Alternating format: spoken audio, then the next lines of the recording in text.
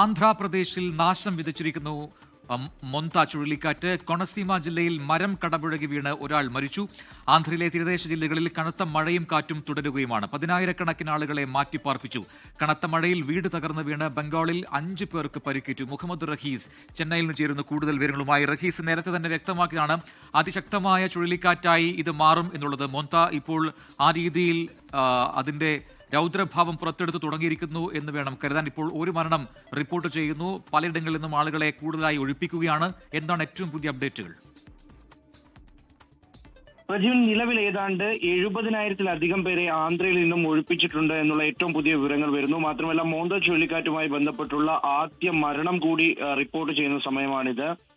അതായത് നിലവിൽ ആന്ധ്രയിൽ നിന്നും ഒരു കൊനസീമ ജില്ലയിൽ ഉള്ള ഒരു സ്ത്രീ മരിച്ചിരിക്കുന്നു എന്നുള്ള വിവരമാണ് പുറത്തു വരുന്നത്.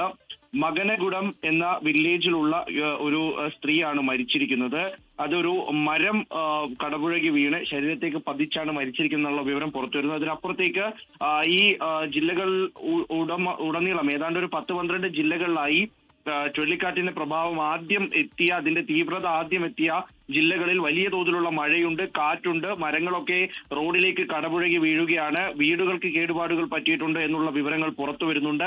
അങ്ങനെ ആന്ധ്രയിൽ ഉടനീളം ഈ 12 ജില്ലകളിലായി ഈ മൊന്ത ചുഴലിക്കാറ്റിന്റെ ആ ഒരു പ്രഭാവം അത് വിതയ്ക്കുന്ന നാശനഷ്ടമൊക്കെയും ഉണ്ടായിക്കൊണ്ടിരിക്കുന്നു. അതുപോലെ തന്നെയാണ് ഒഡീഷയിലും 8 ജില്ലകളിൽ കനത്ത മഴ പെയ്യുന്നുണ്ട്. അവിടെയും ഇത്തരത്തിൽ നാശനഷ്ടങ്ങളൊക്കെ റിപ്പോർട്ട് ചെയ്തിട്ടുണ്ട്. അങ്ങനെ ഏതാണ്ട് ഈ രാത്രിയിൽ ഈ മൊന്ത ചുഴലിക്കാറ്റ് അതിന്റെ സംഹാര താണ്ഡവമാടുന്നു എന്ന നിലയിലേക്കാണ് കാര്യങ്ങൾ പോകുന്നത്. 2 ജില്ലകളിലും കടുത്ത ജാഗ്രതാ നിർദ്ദേശവും ഒപ്പം തന്നെ വിവിധ സംഘങ്ങൾ NDRFന്റെയും SDRFന്റെയും സംഘങ്ങളൊക്കെ ഇറങ്ങി രക്ഷാപ്രവർത്തനവും ഒപ്പം തന്നെ മറ്റ് സുരക്ഷാ ക്രമീകരണങ്ങളും ഒക്കെ ഏർപ്പെടുത്തിയിട്ടുണ്ട്. അവർ അത് കൃത്യമായി പാലിച്ചു പോകുന്നുണ്ട്.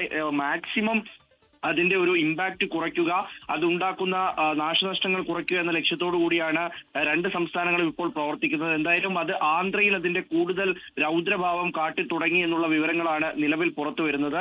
ആ തരത്തിലേക്ക് അത് മാറിക്കൊണ്ടിരിക്കുകയും ചെയ്യുകയാണ്. പ്രജിൻ, മുഹമ്മദ് റഹീസാണ് ചെന്നൈയിൽ നിന്ന് വിശദാംശങ്ങൾ നൽകിയത്.